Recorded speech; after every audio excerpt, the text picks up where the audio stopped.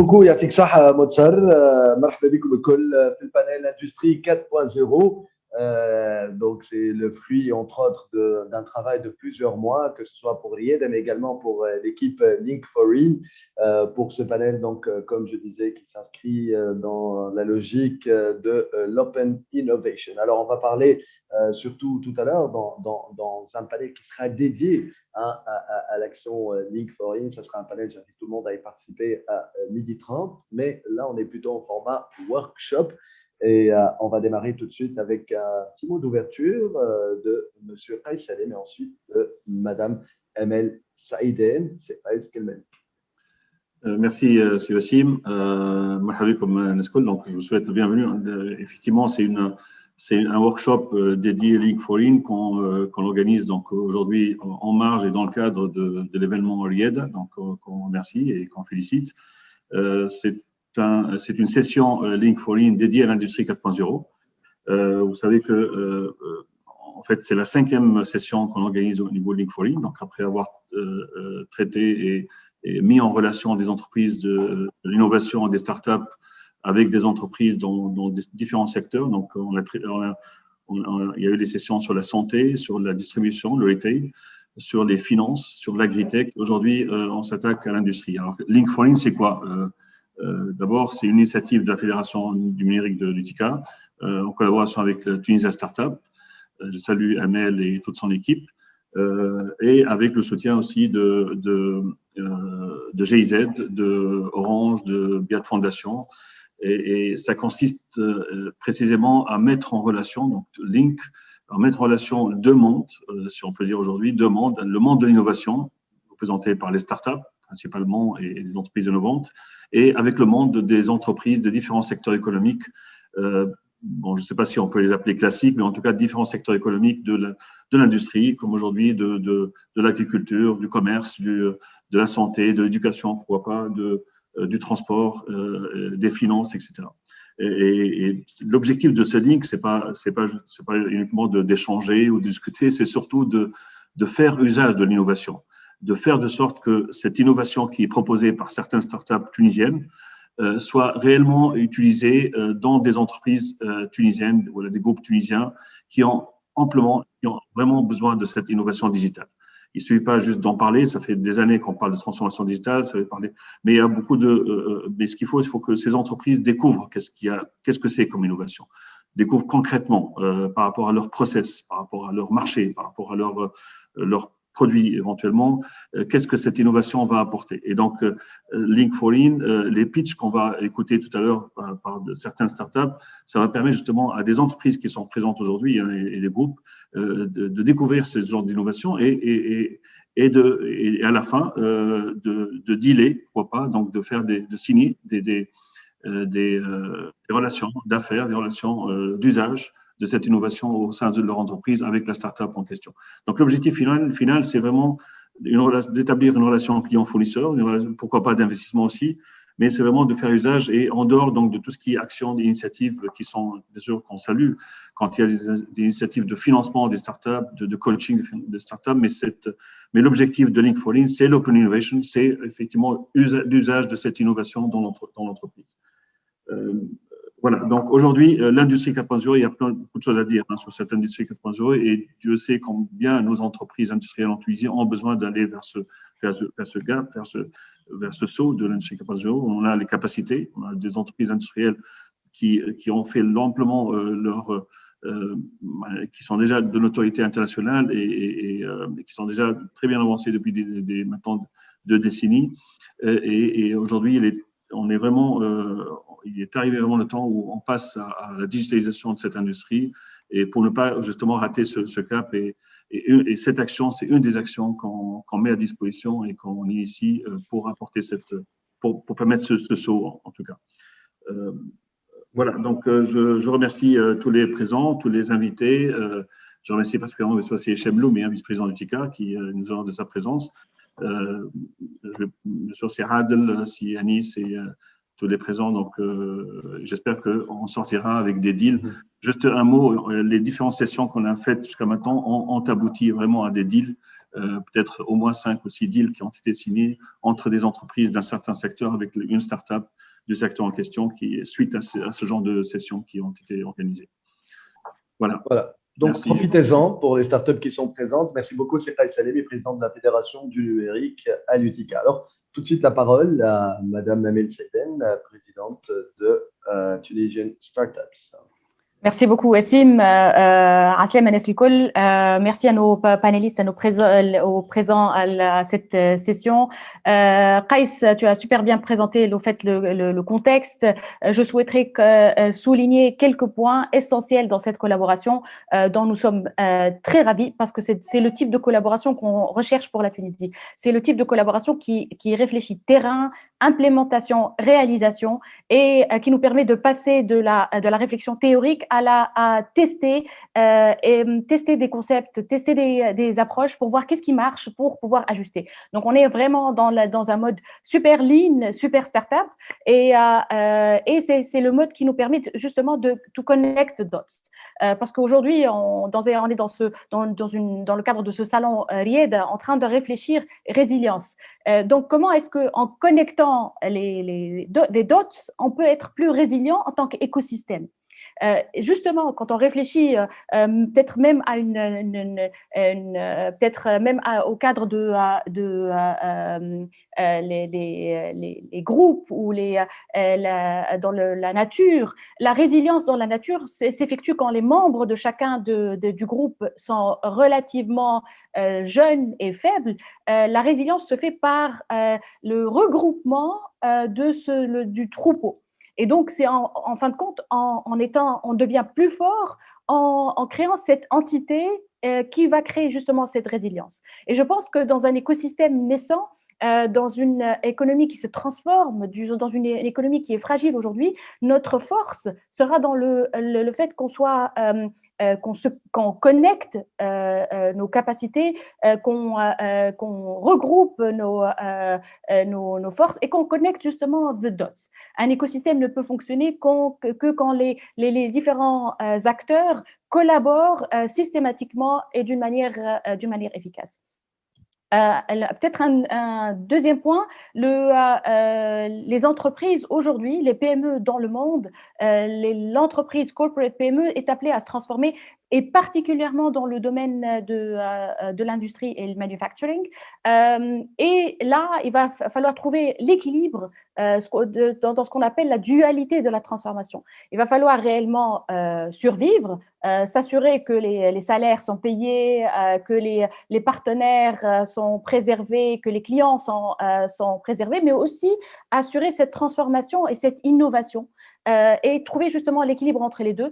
Et les statistiques dans le monde entier démontrent que la croissance est réservée aux entreprises qui arrivent à jouer sur cette dualité et à réellement se transformer en réalisant leur business. Donc voilà, je m'arrête là et je salue nos partenaires. Je pense que Link4In is the way to go quand il s'agit de connecter les acteurs de l'industrie et les startups et l'innovation. Je salue la résilience et le courage de tous nos startupeurs et de l'écosystème tunisien. Voilà. Pardon, Madame Emel. Merci beaucoup. اللي يجي يحكي بالله يحاول يحل الكاميرا يا جماعه. Ça ne marche pas, j'arrive pas à ouvrir. On n'arrive pas. Maintenant. Ah, ça marche. عسلامة.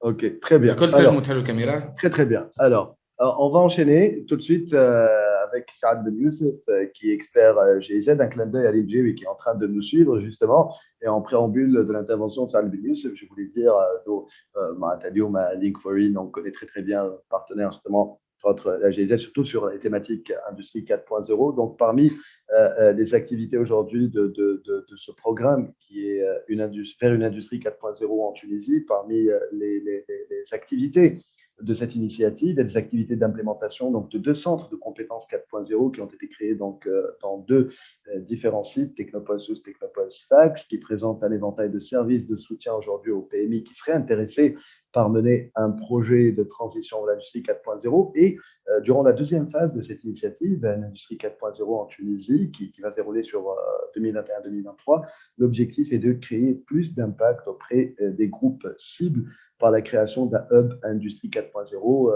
donc qui sera localisé au centre digital un scoop en soi, donc qui va relier donc les centres de compétences 4.0 aux centres de relais 4.0 qui vont être créés donc au pôle de compétitivité Monastir, Bizerte et Sidi Kebbi. Donc, c'est dire comment tout ça est connecté. Voilà, le temps qu'il prépare sa présentation, je le vois, il est très bien installé. Je voulais en profiter pour faire cette petite présentation. Khalil Al-Kelma pour plus de détails.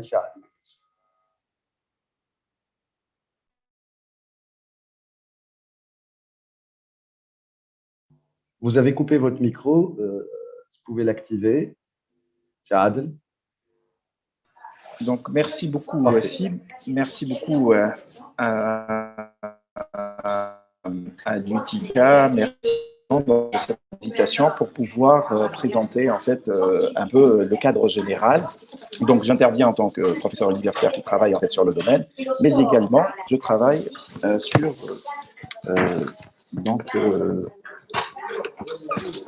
également en tant qu'expert pour le compte de la GIZ qui accompagne en fait cette initiative-là. Donc, de quoi s'agit-il en fait hein? Je vais vous présenter ça en 4 points très rapidement pour ne pas accaparer la parole.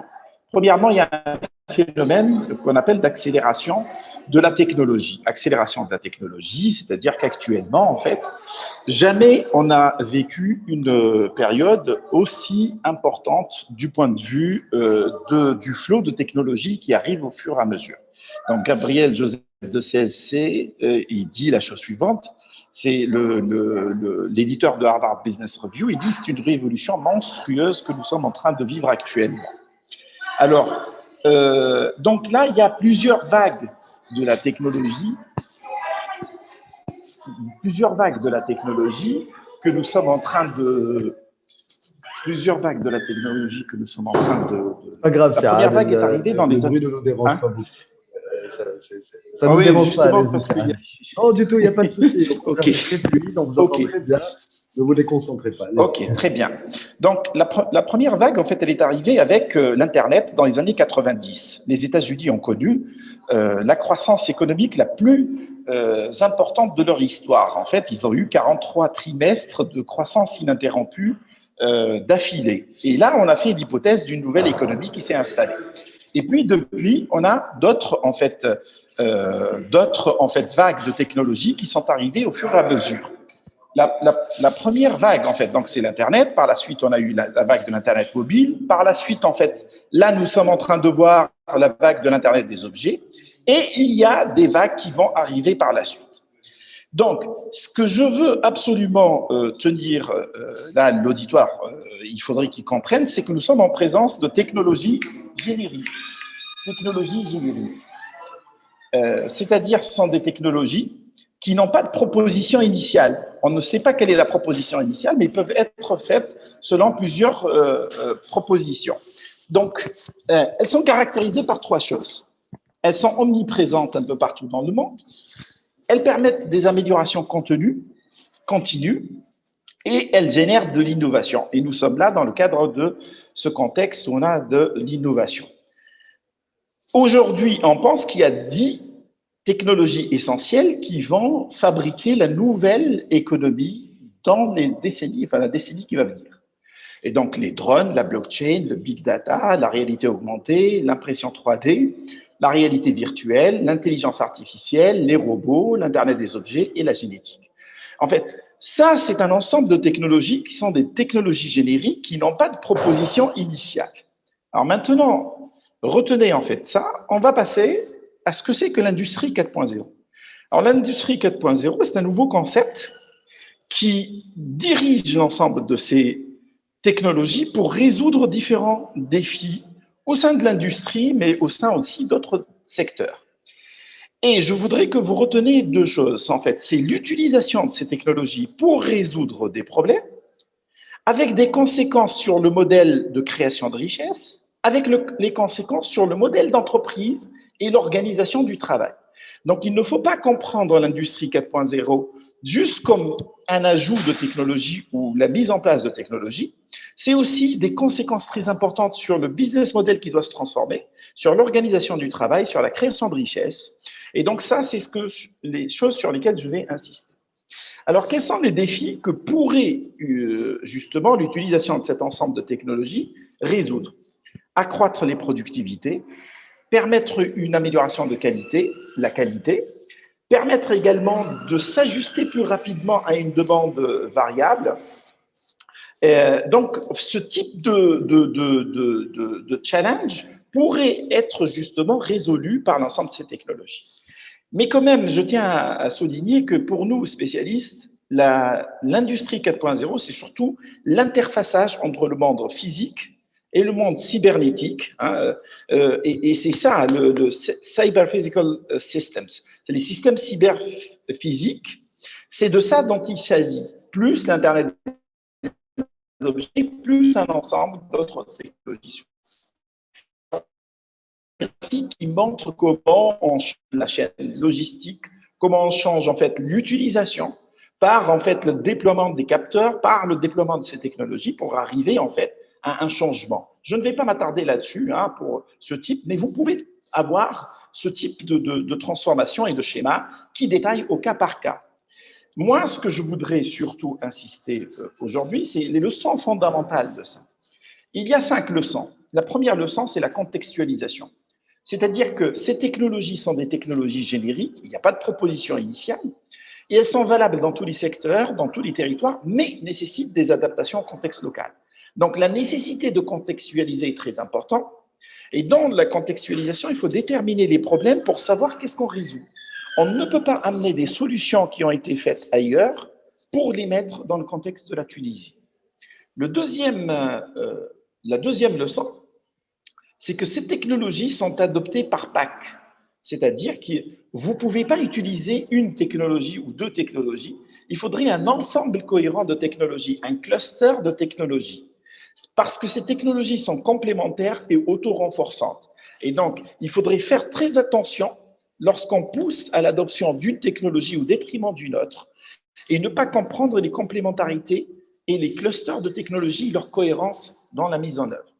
La troisième chose, c'est que tous ces changements technologiques ne sont pas efficaces si elles ne sont pas accompagnées par un changement organisationnel profond. Et ça, c'est la principale leçon de ce qu'on appelle le paradoxe de productivité de Solow. C'est qu'on a vu un déploiement massif dans beaucoup de territoires, de beaucoup de technologies, mais pas d'accroissement de la productivité. La productivité, en fait, ne s'est accrue qu'à partir du moment où on a changé les organisations de l'intérieur, avec des effets très importants. Par exemple, ces technologies ne supportent pas la hiérarchie et nécessitent des aplatissements des relais hiérarchiques. La quatrième leçon, c'est la montée de compétences. C'est-à-dire que si vous voulez passer à l'industrie 4.0, il faudrait construire de nouvelles compétences. Et ces nouvelles compétences, elles touchent à la fois les données, l'analyse, mais la fabrication de pointe également, l'interaction homme-machine et la connectivité dans son ensemble. Et toutes ces compétences, en fait, sont nouvelles et il faudrait beaucoup d'efforts pour les construire. Et on peut ne pas utiliser le potentiel plein de ces technologies parce qu'on n'a pas pu construire les compétences nécessaires. Enfin, ici, nous sommes dans vraiment une nouvelle politique industrielle, Strategic Industrial Policy. Cette nouvelle politique industrielle de transformation du système, tout d'abord, en fait, elle nous fait quelque chose. On ne parle pas d'industrie 4.0 au sens de l'industrie stricte, parce qu'il n'y a plus de frontières entre les services et l'industrie. Et donc ça, c'est très important à le comprendre. Ne pas diriger uniquement les initiatives sur les industries sans comprendre les complémentarités avec les services. Deuxièmement, il faudrait faire attention. Il faudrait que dans les gens qui dirigent, il y a du guidage, parce qu'il faut savoir quelles sont les technologies futures, comment évoluent les choses, pour ne pas inscrire en fait les entreprises tunisiennes ou l'écosystème dans une trajectoire dont par la suite on aura du mal à s'en sortir. Et donc là, le path dependency est très important. Enfin, il faudrait toujours s'insérer dans des systèmes locaux et régionaux, parce que notre système local et régional est très important pour bâtir les complémentarités. La dernière partie de elle est consacrée à l'initiative et le programme 4.0 de la GIZ, que je trouve assez cohérent et surtout qui répond parfaitement en fait à ces 5 leçons dont je vous ai dit. Aujourd'hui, nous avons un super programme qui s'appelle Vers une industrie 4.0 en Tunisie, avec la GIZ et le ministère, sous la direction de Madame Lim Bjewi. Les objectifs stratégiques, c'est d'établir une vision et une stratégie, le guidage stratégique, mais également une sensibilisation au sens large et une mise en place d'actions concrètes pour construire une capacité. Les actions de sensibilisation sont à détailler. La mise en œuvre, il y a également beaucoup de choses qui sont en train d'être mises en place depuis mars 2019. Le Covid n'a pas permis de déployer beaucoup de choses. Des centres de compétences, un à Sousse et un à Sfax, qui sont déjà en cours, et puis un ensemble d'activités. Aujourd'hui, il y a plusieurs task force qui s'intéressent à comment construire un écosystème. Et je veux attirer l'attention, l'écosystème, c'est pas uniquement un ensemble d'acteurs qui sont les uns à côté des autres, mais c'est également et surtout beaucoup d'échanges d'informations, beaucoup de coordination, de coopération, de collaboration à construire. L'avenir du travail et les compétences à construire, les mécanismes de financement, etc. Donc, je pense que beaucoup d'acteurs et beaucoup de panélistes ici connaissent parfaitement, cet écosystème qui est en train de se construire, les actions de la GIZ que je salue encore, pour aller dans le bon sens. Donc, voilà mon intervention essentiellement, Sylvie Wassim, pour ne pas accaparer trop la parole, et je vous remercie de m'avoir écouté. Merci à vous et à Tiksaha. Merci, Thiad de Youssef. C'était fort instructif, je pense, pour tout le monde. Alors, je vais enchaîner tout de suite avec, on va parler de collaboration. On va écouter Khaled Dam, qui est directeur général Eleon Tech, et Siani Sahbeni, qui est à la tête de Enova Robotics. Ils sont là tous les deux.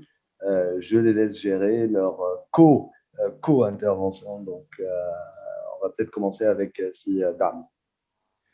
Merci beaucoup, c'est Wassim. Merci pour toute l'équipe pour l'invitation. Encore une fois, merci Siad, une présentation très intéressante.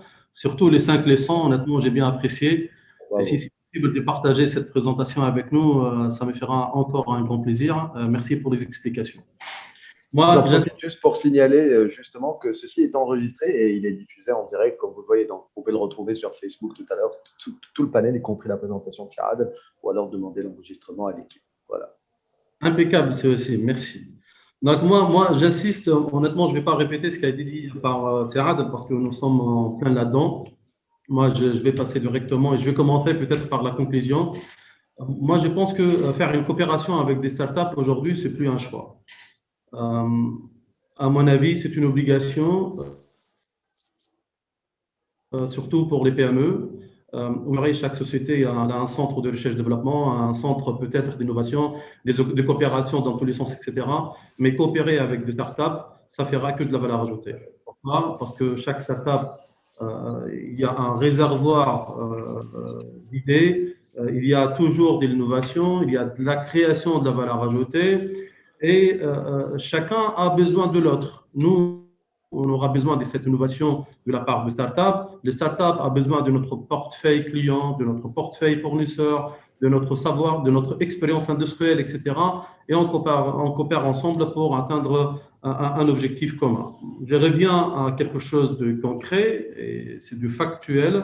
Notre coopération avec Siani Sahbeni et avec Enova Robotics, bon, ça a commencé, ça fait plus qu'une année, et c'est grâce aussi à un écosystème que j'apprécie, c'est les clusters mécatroniques, dont je suis le vice-président. Et là, on a commencé par une définition de notre cahier de charge, qui évolue, ce n'est pas statique, par une définition de notre besoin par rapport à une compétence que je vois systématiquement avec nous au cluster par rapport à cette capacité d'innovation, cette capacité de concevoir et de faire de l'industrialisation des AGV et des robots. Donc, on a mixé les deux, on a défini notre besoin, il a défini ses solutions et aujourd'hui, on a commencé à avoir un AGV.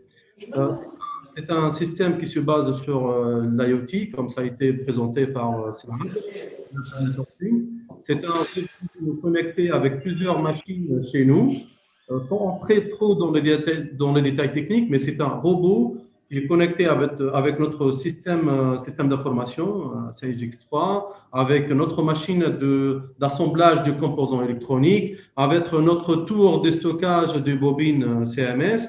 Et aujourd'hui, comme ça a été aussi, j'apprécie, présenté par Seadel, on gagne en productivité, on gagne beaucoup en sécurité, on gagne en qualité. Aujourd'hui, nous sommes beaucoup plus flexibles sur le terrain, c'est-à-dire en cas de changement de référence, en changement de modèle, en changement de technologie, c'est beaucoup plus simple de passer un modèle à un autre. Et surtout, il faut qu'on évite de parler, qu'on arrête de parler que l'industrie 4.0, ce type d'innovation, on crée de la chose du chômage. Et ça, honnêtement, ce n'est pas vrai. Parce que c'est vrai, peut-être que tu vas optimiser, tu vas gagner en productivité en faisant moins un chargeur ou moins un opérateur, mais derrière, tu as 5 ingénieurs de plus, tu as quelques techniciens de plus, c'est-à-dire une nouvelle orientation en termes d'organisation RH, en termes de gestion de ressources et gestion des compétences. Donc, voilà, donc aujourd'hui, on a commencé par un petit projet, mais nous sommes sur un grand projet aujourd'hui avec Innova Robotics. Parce que grâce à nous, Innova Robotics, il a profité de notre panel fournisseur pour acheter mieux, pour avoir des composants pour faire notre AGV. Et grâce à nous aussi, Innova Robotics, il va profiter de notre panel client. Donc, c'est-à-dire, ça ne sera pas que cette AGV qui existe chez nous. Donc, on a un potentiel d'élargir les champs des ventes de cette technologie ailleurs, chez nos compétiteurs et chez nos clients, etc. Et grâce à Innova Robotics, aujourd'hui, on a intégré une nouvelle technologie sur notre site et on a commencé à intégrer cette notion et ces mindset 4.0 sur notre plate. Voilà, c'est Anis, je ne sais pas, est-ce que vous avez des choses à ajouter par rapport à ce que je viens de dire? Je pense, j'imagine. Non, merci beaucoup, enfin, tout le monde. Bonjour Wassim, bonjour tout le monde. Merci Sikhal en fait, pour cette description. En fait, là où si on arrive à situer dans le temps ce qui se passe, c'est que ce projet, à travers le cluster mécatronique, il a démarré en 2016. Et en 2016, il fallait avoir quelqu'un de visionnaire. Je pense, Saad, si vous pouvez Si vous pouvez votre couper micro. vos micros, s'il vous plaît, même si Dami, Saad, etc. Donc, le projet, il a démarré en 2016. Donc, il fallait avoir quelqu'un de visionnaire et surtout qui veut prendre un risque parce que travailler avec une start-up en 2016, ce n'était pas un truc ordinaire en Tunisie. Si je peux partager, je peux vous montrer, en fait, ça ressemble à quoi le premier robot qui a été déployé.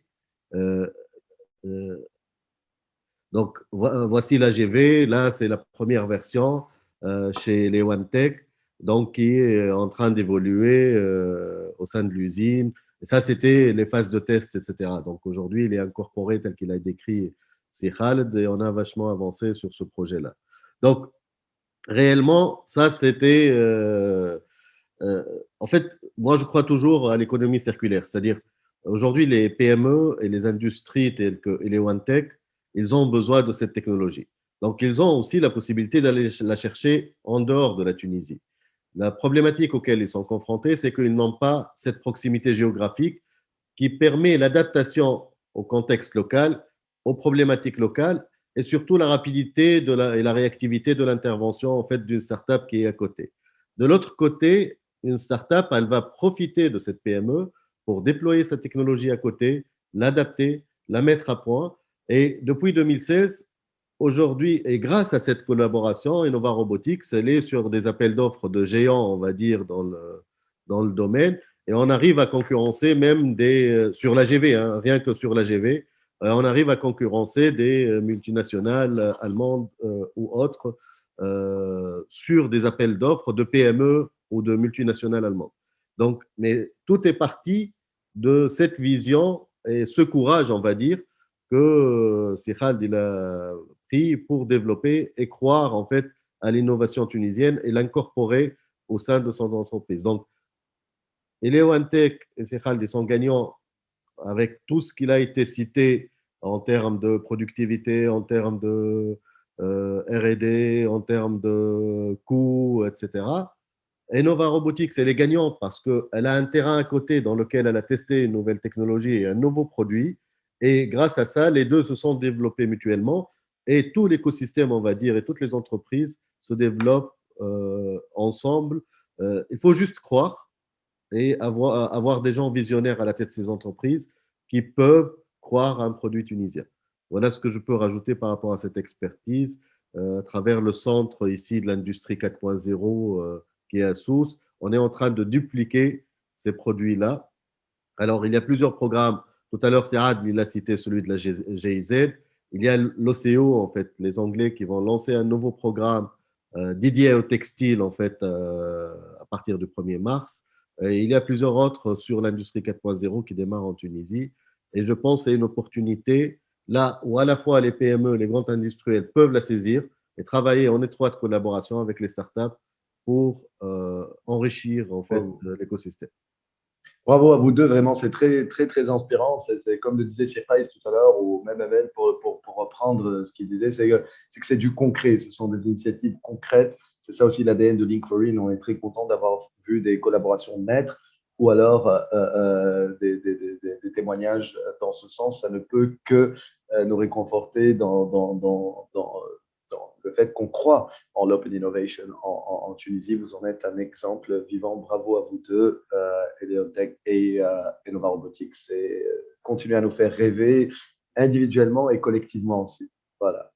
Merci. Comme ça. Ben, on va enchaîner avec l'un des moments forts comme on les aime de cet ADN Link4In, c'est les pitchs startup. On va avoir deux pitchs. Tout de suite, on va commencer avec Aïssam Smali de What Now. Aïssam, كانك حاضر عندك دقيقتين ونص 3 دقائق نتاعك.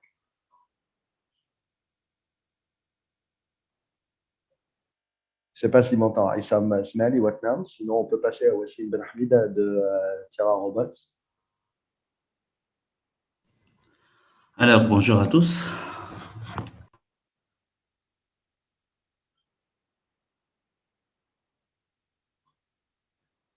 Là, on ne vous entend plus. Hein. Laisse-moi en bas. Allô, est-ce que c'est bon maintenant? Là, c'est parfait. Allez-y. Super. Alors, merci Saad pour la présentation. D'accord. Et merci aussi, merci Nice. Ça fait un bon moment que vous êtes c'est Khaled, Emel, Neskel. Salam alaikum. Alors, je vais commencer par pitcher. Donc, permettez-moi de partager mon écran. Alors. Wassim, حاضر روحكم انت هو حاضر déjà. عيسام. Est-ce que c'est bon? Est-ce que vous voyez ma présentation? Yes, Wassim. Très bien. Alors, je vais pitcher en langue anglaise. Donc, c'est pour les startups, c'est toujours en anglais. Alors, hello everyone. I am Wassim Ben Hamida, CEO and co-founder of Tira Robots. Ça marche. Alors, factories in our region face international competition and need robotic technology to remain competitive. And especially during the main daily challenge of all factories around the world is to maintain stable production. But industrial robots are expensive and the after-sales services are not locally accessible. The global industrial robotics market presented last year $95 billion with an annual growth of 27%. We identified this opportunity, and that's why we created Tira Robots in 2019. After 5 years of self-funded R&D, a filed patent, and 3 robots sold. Tira Robots is the first manufacturer of industrial robots in Tunisia, Africa, and the MENA region. We produced 4, 5, and 6-axis industrial robotics arms that are fast, durable, and extremely precise. Our robot system is composed of an articulated robotic arms, a robot controller, a human-machine interface, and all of this managed by a real-time operating system and complex algorithms. We offer our robots with different configurations and payloads. We offer our robots 45% less expensive compared to our 15 competitors worldwide. We generate money through the sales of our robots, spare parts, and the final training sessions that we offer to our final users. We established a network of 7 top partners across the region. We sell robots through value-added resellers that are well trained on our technology. We call them top partners, TIRA official partners. We have $1.3 million in our sales pipeline. Our target for the next 3 years is to sell more robots, expand our network of resellers, and to establish our European business unit. Our team is composed of myself, the CEO and co-founder of TeraBus, with more than 11 years in the industrial robotics field. I am an ex-KUKA official system partner for North Africa and an ex-FANUC authorized integrator. Azatiya as a CMO and co-founder, Shidli Smehi as a CFO and co-founder, Wael Bouheli as an R&D manager, and Hussein Abdel Ghani as an assembly unit manager. And we are backed by amazing advisors. We are also accelerated by Flat6 Labs and OTF WD accelerators. We are raising 2.7 million USD to expand our production capacity, to expand our network of resellers, and to establish robotic training sessions in Oman and Tunis. We secured already 10% of it. Our investors are Tunisia American Enterprise Fund, Oman Technology Fund, and Anava Seed Fund managed by Flat6 Labs. Thank you for your attention and stay safe. Thank you. Alors, si vous avez des questions, je suis bien à votre disposition. Bravo déjà pour ce pitch. Moi, j'ai une question. C'est ambitieux. Comment vous justifiez le 17 millions dans 2 ans? Alors, c'est le secteur de la robotique. On ne vend pas des robots directement à des usines, d'accord? On les vend à travers des revendeurs à valeur ajoutée, c'est-à-dire des intégrateurs des systèmes robotiques, d'accord? Déjà, ça fait 2 ans qu'on travaille pour la mise en place de ce réseau, d'accord? On est en train de travailler jour et nuit avec les décalages horaires et tout, avec nos partenaires, d'accord, qui sont déjà en train de travailler eux-mêmes sur leur machine SP ou bien sur leur cellule robotisée ou bien leur ligne de production, d'accord. Donc, notre estimation, c'est on peut facilement le faire. C'est juste question de temps. Et avec 3 robots déjà vendus, c'est pas mal. C'est pas mal. Comme démarrage. Nash, c'est Hichem Edloumi qui est industriel. Je ne sais pas s'il aurait une question pour vous et on peut passer au suivant. Nash, ça on ne pas obligé, c'est Hichem.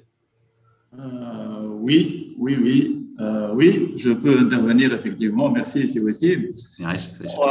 L'intervention de Siwassim est impressionnante. Quelqu'un qui défie et qui se bat avec des concurrences mondiales vraiment très puissantes. Donc, félicitations pour cette ambition, mais cette réussite. Et je vois un peu votre projet d'avenir et vos prévisions pour les prochaines années sont très intéressantes. Bon, moi, je ne peux qu'encourager. Et le développement international est essentiel. C'est-à-dire ne pas se limiter au marché tunisien, se connecter à l'international, concurrencer les grands de ce monde dans le domaine, et j'en sais personnellement quelque chose, parce que je suis en compétition mondiale aussi. Donc, allez-y, vous êtes dans le bon chemin. Merci, Aïch. C'est excellent. Merci. Pendant un moment, j'étais flatté qu'il te scorfie aussi, mon col, c'est Hichem. Wassim Ben Hamid a quand même un témoignage ici qui m'a c'est Hichem Loumi qui est à la tête d'un groupe qui est leader, numéro 1 mondial. Et qui m'a dit, il sait de quoi il parle. Bravo, Wassim Ben Hamid, vraiment excellent. Merci encore une fois. Merci, c'est Hichem. Merci. Ça donne envie de. Hal Capital, des investisseurs. Wallah, c'est bien dit. On est en train de. Around, il y a 2.7 million dollars. OK, on a déjà sécurisé 260.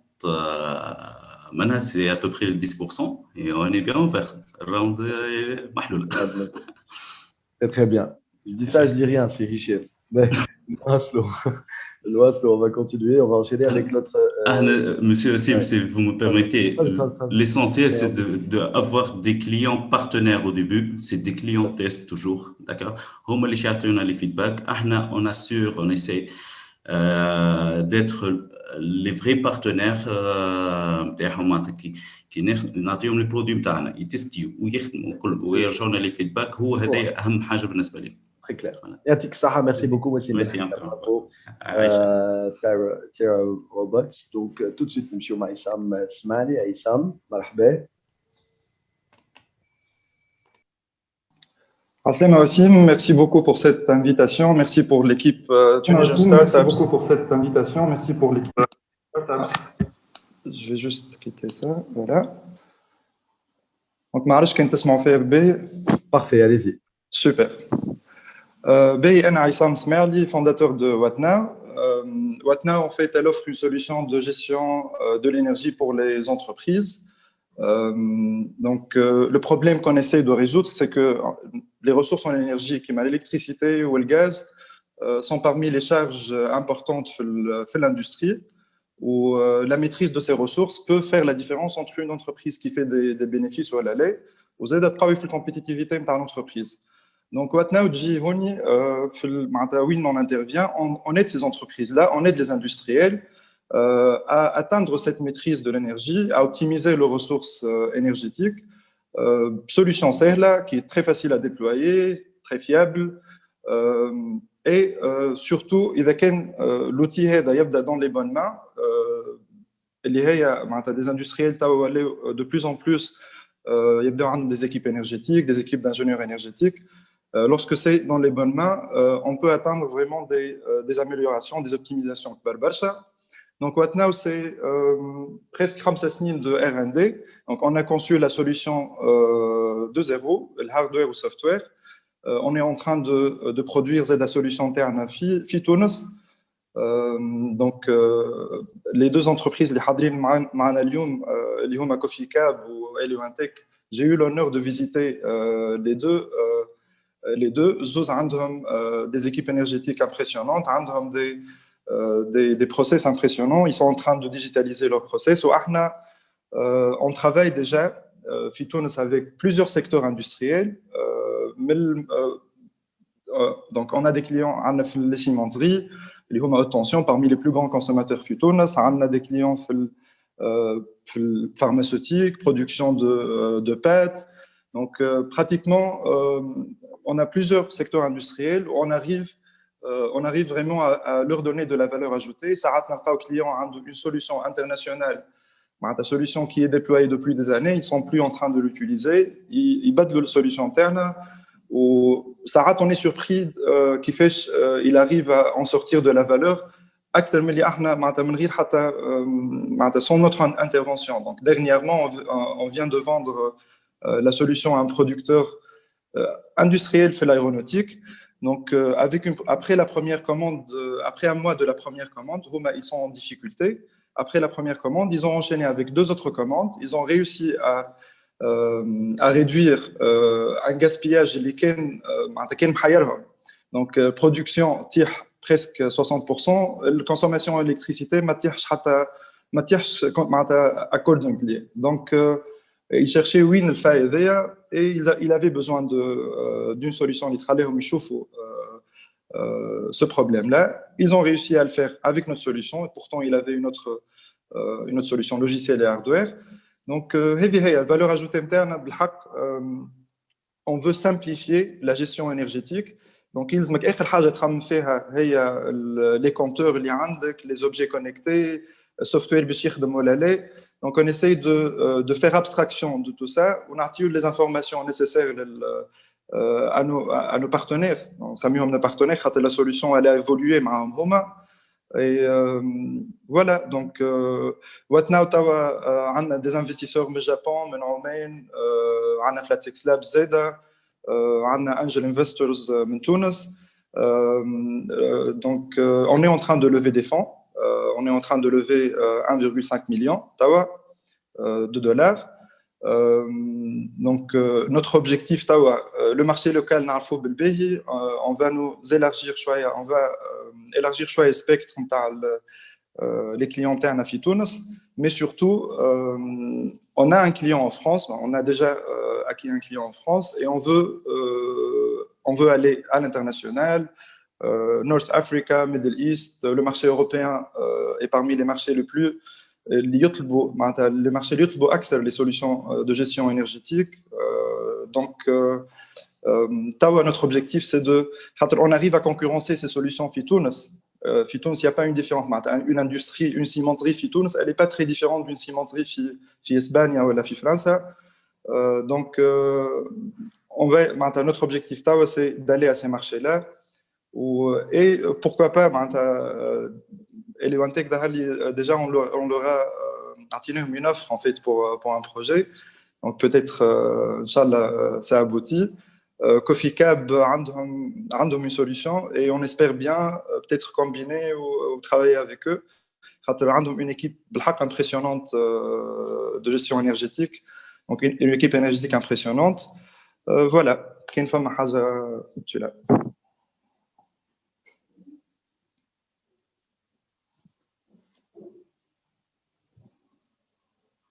Peut-être une intervention. Réactiver mon micro. Désolé de revenir. Allez-y. Désolé de revenir encore. Mais puisque Coffee Cab a été cité et que je suis le président de Coffee Cab, je pense que c'est important que j'intervienne. Effectivement, c'est excellent, votre intervention était vraiment excellente et ce que vous avez présenté est très, très intéressant. En fait, la maîtrise de l'énergie, la gestion énergétique et surtout également l'empreinte carbone. L'environnement et l'empreinte carbone, c'est devenu incontournable. Dans les relations internationales, on exige aujourd'hui l'empreinte carbone des fournisseurs. C'est-à-dire que quand vous fournissez un composant automobile, un composant aéronautique ou autre élément, on vous dit quelle est votre empreinte carbone et de combien vous allez réduire cette empreinte carbone. Et la maîtrise de l'énergie et surtout faire appel à l'énergie propre. Donc là, on nous demande de plus en plus quel est le pourcentage de renouvelables dans l'énergie électrique que vous consommez. Ça, c'est un point important. Donc, si j'ai un conseil, c'est essayer d'introduire un peu ce côté empreinte carbone, ce côté environnement, ce côté énergie propre. Parce qu'aujourd'hui, moi, je suis dans le secteur automobile. Les constructeurs nous demandent quel est votre objectif de réduction de votre empreinte carbone. Voilà, donc ça, c'est un point très important. Et bon courage et je vous félicite. Merci beaucoup. Effectivement, en fait, si Hichem, حتى في الريبورتينغ نتاعنا توا avec les clients, surtout les multinationales, أهم حاجة اللي نعملوا على الريبورتينغ c'est par exemple le ratio émission carbone production. Les ratios هذوكم c'est parmi الحاجات اللي هما يخليهم حتى معناتها il arrive à gagner des marchés. Où les objectifs نتاعهم c'est en réduction d'émissions carbone, مش en réduction de coûts ساعات. Donc, ça ils investissent pour réduire cette partie-là. Donc, on veut bien souligner cet impact-là. Merci beaucoup.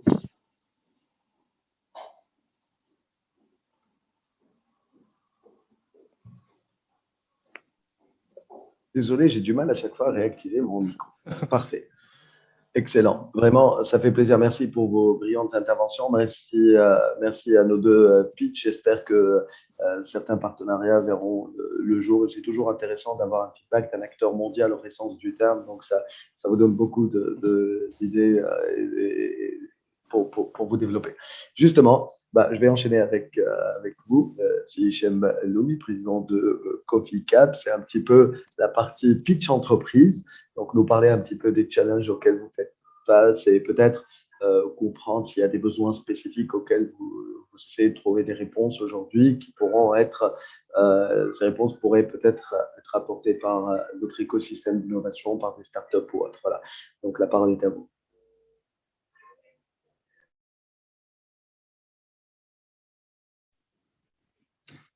Très bien, merci, c'est Wassim. Voilà, donc je vais intervenir en fait en tant que vice-président de l'UTICAB, donc pour l'ensemble de l'industrie tunisienne ou de l'industrie basée en Tunisie. Je suis également président d'un groupe industriel que vous avez cité, donc on intervention, donc elle parle de mon expérience, mais aussi de ma position au niveau patronal. Et je vais commencer mon intervention par la situation mondiale de la pandémie Covid-19, et la Tunisie est impactée comme la plupart des pays dans le monde. Et on a vu dans cette période-là une accélération des transformations numériques des entreprises et de tous les secteurs en général. On a vu la nécessité de travailler à distance, de réduire les voyages, de limiter les déplacements, de éliminer ou réduire les réunions en présentiel. Donc, il y a eu un travail très important. Et au niveau de l'administration tunisienne, il y a eu aussi des avancées très importantes. SLM, il le dit souvent, ce qu'il a fait avec le ministère du numérique en 2 mois, c'est un travail qui aurait pu être fait en 2 ans peut-être. Donc, il y a un défi digital très important et je pense que la plupart des secteurs sont convaincus de ce défi et vont dans ce sens-là. Côté entreprise, ce qui est important et ce qui est essentiel, c'est vraiment la performance. Donc, avant d'arriver à parler de 4.0 de l'industrie du futur, je pense que l'objectif principal d'une entreprise, c'est la conquête de marché, c'est avoir des produits de qualité, c'est avoir des produits et des process innovants, c'est la compétitivité, c'est une logistique efficace, mais c'est aussi l'accès à l'information en temps réel. Donc ça, c'est en fait, quand on parle de tout ça, et en un mot, c'est se plonger dans l'industrie du futur. Quand on cherche à atteindre des objectifs très ambitieux et atteindre la performance absolue, l'industrie du futur et le concept 4.0 le permet. Donc, s'agissant des PME et des grandes entreprises, pour nous, c'est quoi cette 4.0? C'est une transformation digitale puissante et c'est un contenu technologique et d'innovation, produits et process. Les startups peuvent se positionner efficacement auprès des entreprises qui souhaitent implémenter 4.0. Moi, j'invite les startups à voir le programme pilote qui a été lancé par le ministère de l'Industrie. Je pense que c'est pour eux un accès à un marché intéressant et potentiel. Il y a un ensemble, une liste d'entreprises qui a été sélectionnée pour faire partie du programme 4.0 pilote et je pense que c'est intéressant. J'invite les startups à venir nous voir, PME et grandes entreprises. Donc, moi, je pense que c'est un point qui est très important. Quels sont les domaines ou quelles sont les idées sur lesquelles, personnellement, j'invite les startups qui sont intéressées d'intervenir dans ces programmes-là? C'est bien sûr tout ce qui concerne le MES, c'est-à-dire Manufacturing Execution System, c'est-à-dire tout ce qui est gestion des ateliers. Donc là, il y a beaucoup de travail. Il y a aussi tout ce qui est information en temps réel, donc la connectivité, la connexion des machines au système d'information, mais aussi de tous les objets. Donc, on parle de IoT, Internet of Things, donc ça, c'est un point très, très important. La gestion des flux et du stockage pour les entreprises, l'automatisation des process, la mise au point d'applications permettant d'améliorer les process. Il y a beaucoup d'idées, en fait. Il y a énormément d'idées et les startups, selon leur dimension, sont parfaitement capables d'intervenir en collaboration, en partenariat avec les entreprises pour mettre en place ces applications et apporter des solutions innovantes qui donneraient plus de compétitivité, plus de performance et les idées sont là. Donc, il y a aussi les 2 centres de compétences, le centre de Sousse et le centre de CERS. Donc, ce sont 2 centres de compétences 4.0. Moi, j'ai eu une conférence récemment avec KSLM et le directeur chargé de ce centre. C'était effectivement très intéressant. Donc, les startups peuvent se rapprocher de ces centres, peuvent aussi voir avec le ministère de l'Industrie la liste des entreprises pilotes qui ont été sélectionnées pour implémenter 4.0, mais aussi contacter les grands groupes, les PME, les grandes entreprises, mais aussi des petites entreprises également, parce que ce n'est pas uniquement les grandes entreprises qui peuvent mettre en place l'industrie 4.0. Donc, essentiellement, nous sommes tous ouverts. Moi, je parle au nom de l'UTICA, donc de l'ensemble de l'industrie tunisienne. Et je suis convaincu que les industriels qui ont des ambitions de performance, de transformation digitale puissante, d'innovation, produits et process, d'accès aux marchés mondiaux, d'élargir leur champ d'activité, je pense que les startups permettent d'atteindre des objectifs ambitieux de manière rapide et très agile. Donc voilà, donc je lance une invitation aux startups qui sont intéressées de développer leurs activités à contacter les entreprises, à contacter le ministère de l'Industrie, à visiter les centres de compétences. Et je pense que la Tunisie, dans son ensemble, offre un potentiel énorme pour un développement international dans cette direction. Et merci. À vous. Merci, c'est Hichem Loumi, vice-président de l'UTICA, pour cet éclairage. Je pense que la main est bien tendue officiellement, tout à l'heure, que ce soit par Salim, président de la Fédération numérique, mais au plus haut niveau de l'UTICA également. Donc, je vais tout de suite céder la parole je le repère, il est là, Sizied Fatmassi. Donc, lui, il va nous parler un petit peu de Coffee Cab. Sizied Fatmassi, si vous êtes connecté et prêt, on aimerait bien vous écouter. Vous êtes le IT Director de Coffee Cab. Quel mec.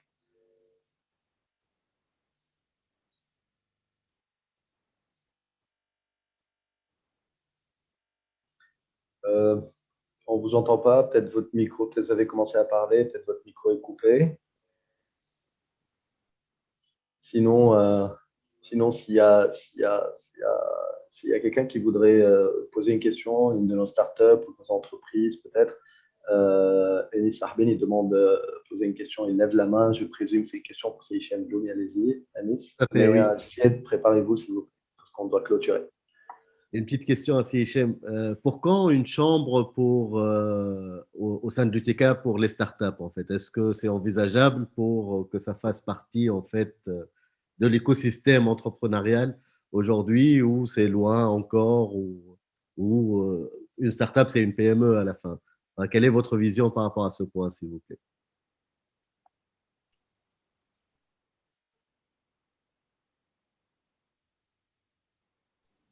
Vous m'avez posé une question? Oui. Samahni, j'étais en communication. Vous pouvez le répéter? Oui, avec plaisir, c'est Hichem. C'est pour quand, en fait, au sein de l'UTICA, il y aura une chambre pour les startups? Ou est-ce que vous voyez les startups comme une PME? Est-ce qu'ils sont exclus de l'écosystème ou on peut les inclure aujourd'hui au sein de l'UTICA, au sein de l'entrepreneuriat de façon générale? Quelle est votre vision par rapport à ça? Je pense que Qais Selem pourra répondre à cette question. Qais, tu es là? Oui, je suis là. Oui, vas-y. Bon, d'abord, Alice. On a envie de vous voir en plus répondre. Qais Selem, Alice est membre du bureau exécutif de Infotica, la chambre des sociétés de services numériques de la fédération. Et en fait, mais la question est plus que pertinente parce que c'est un sujet qu'on a déjà débattu là, il y a quelques mois. Donc, enfin, c'est vrai que juste avant le Covid, et d'ailleurs, j'ai eu des discussions avec Amel aussi. Et j'ai lancé une discussion au sein de l'UTICA par rapport à ça, donc pour voir comment introduire en fait au sein de l'UTICA, au sein des structures de l'UTICA, parce que finalement, bien sûr, les startups, c'est des entreprises, donc par défaut, mais comment introduire une certaine structure à l'UTICA qui représente syndicalement les startups, parce qu'il y a des associations, on peut bien sûr traiter le sujet de startups de différentes manières, mais le rôle du TICA, c'est de développer un secteur donné, mais c'est aussi de défendre les intérêts d'un secteur.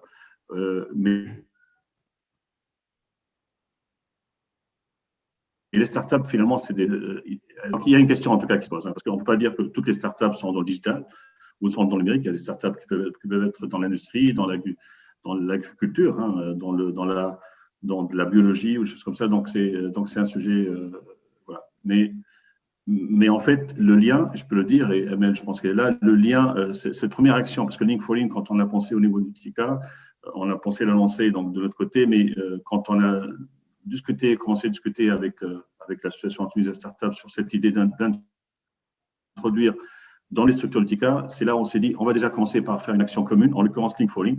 Donc, je peux dire que cette action Link for Link, c'est une première collaboration, entre guillemets, de l'écosystème startup, parce que voilà, avec vraiment une structure du TICA qui est la Fédération du numérique. À suivre, hein, c'est un sujet à suivre. Voilà. Très bien, c'est la logique même. Je vais donner la parole à Amel Sedin qui la demande. Juste un commentaire au cas où vous ne l'auriez pas vu. Entre autres, il s'adressait à vous, si Hichem. C'est Adel, c'est Adel Ben Youssef qu'il vient de finir un rapport sur les impacts socio-économiques, environnementaux et climatiques du Covid-19 en Tunisie. Donc voilà, et il y aura une conférence de presse le 9 mars. Oui, avec plaisir, on pourra échanger à ce sujet. C'est Adel. Amel Sedin. Merci Wassim. Très rapidement pour compléter justement le message de Qais. Effectivement, il y a une recherche de modèles de collaboration entre l'écosystème des startups et l'UTICA. Bien sûr, l'UTICA apporte une force de représentativité de l'entreprise qui est un historique كبير برشا. La question aujourd'hui, quel est le bon modèle pour ce type de représentativité? Donc là, en explorant les différentes alternatives, on a fait le choix justement de partir sur des partenariats parce que les partenariats, ça permet aujourd'hui, pour un écosystème naissant, on a privilégié l'approche de partenariat pour éviter la fragmentation, pour plutôt consolider la représentativité des startups et sans pour autant avoir différentes structures qui les représentent. Donc, et comme pour justement, on est tous alignés que pour faire avancer l'écosystème de startups et la collaboration avec les différents acteurs, il est l'élément essentiel à ce stade est de travailler sur des aspects de collaboration, partenariat. Les modèles de représentativité, on peut être créatif même dans ces modèles-là. La beauté de tout ce qui est innovation digitale et entrepreneuriat au sens large, c'est qu'on a le droit d'être créatif. Donc, et d'ailleurs, on le constate aujourd'hui, cette task force qui de Link4In, elle a des représentants aussi bien d'entreprises du numérique au sens classique, de start-up, donc évidemment l'UTICA, Wassim, tu en fais partie. Donc, au fait, c'est tous les brains qui se mettent ensemble pour imaginer une manière de créer un écosystème qui fonctionne. Après, comment est-ce qu'on peut institutionnaliser ça? Let's have a think. On continue justement à y réfléchir, à donner du scale-up à cette initiative lancée à travers Link4In.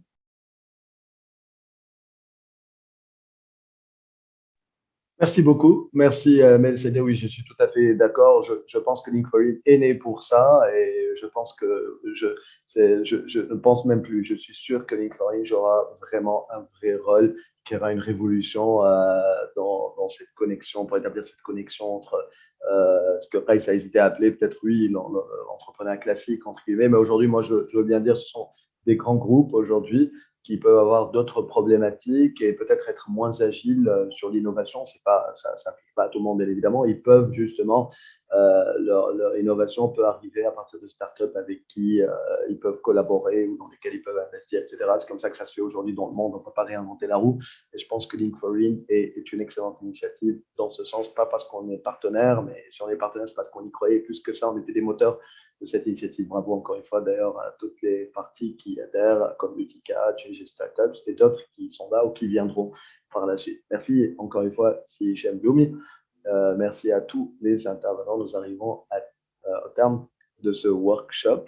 Pour ceux qui sont en train de nous suivre, qui veulent aller également encore plus en profondeur ou d'aller sur d'autres sujets, on a une autre séance prévue à 12h30. Là, c'était plutôt en mode workshop. On aura un panel tout à l'heure, donc qui est prévu à partir de 12h30 sur l'open innovation, justement, un facteur de résilience. Et on reviendra sur l'action Link4In plus en détail. Il y aura également l'un des bébés, peut-être si j'ose dire, en tout cas une relation qui est née lors des Virtual Link4In. En attendant la grande messe, comme je le dis à chaque fois, il y aura ce témoignage de CHO et également Gourmandise, qui va parler non seulement de collaboration qui est établie déjà, mais qui va exprimer certains besoins donc certains besoins de l'entreprise. Donc, je donne rendez-vous aux startups d'être là parce qu'il y aura d'autres idées. Il y a carrément une proposition tout à l'heure que vous pouvez peut-être, à laquelle vous pouvez peut-être apporter une réponse technologique. Merci, c'est Raïs, merci Madame Amel, merci Sichem, merci Célis, merci tous nos intervenants, si Adel, si Khaled, Kol, Wassim également, Issam, pour vos pitchs, bravo, un clin d'œil à Ali Bioui qui vous suit peut-être. Voilà, là j'ai tous les partenaires.